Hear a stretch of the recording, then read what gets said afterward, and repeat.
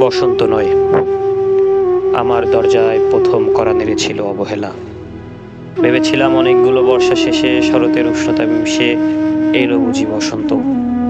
দরজা খুলে দেখি আমাকে ভালোবেসে এসেছে অবহেলা। মধ্য দুপুরে তির্যক রোদের মতো অনেকটা নির্লজ্জভাবে আমাকে আলিঙ্গন করে নিয়েছিল অনাকাঙ্ক্ষিত অবহেলা।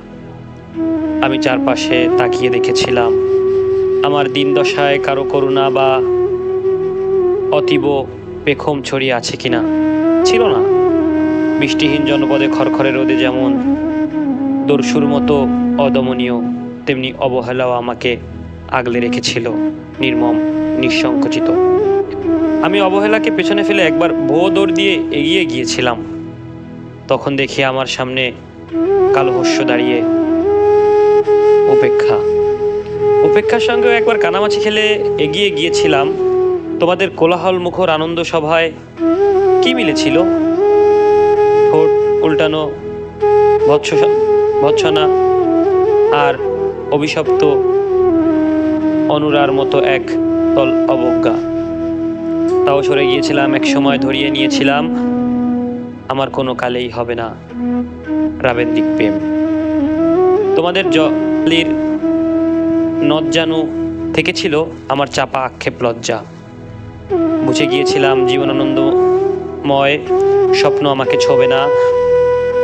জয়নুলের মতো রং নিয়ে কল্পনায় বিশতি হারানো দিনের গ্রানের ঐন্দেলিক তনয়তা বা ফুল পাখি নদীর কাব্যলাপে করা মুশকুল হলো।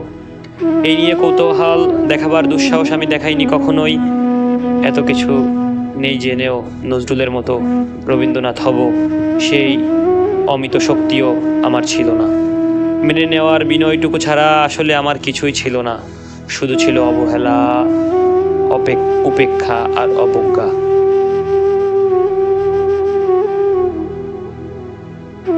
ওরা আমাকে চোখ রাঙাতে পারেনি ঠিক, তবে এখনো পোড়া খাওয়া দিনের মতো বড্ড রঙিন। আমি আজ সমুদ্রের জলে হাত রেখে বলে দিতে পারি, কোনো ঢেউ ভেসে বেড়াচ্ছে তোমাদের গোপন অশ্রুকণা। আকাশের পানে তাকিয়ে বুঝতে পারি কার দীর্ঘশ্বাসে ঝরে পড়েছে নক্ষত্র।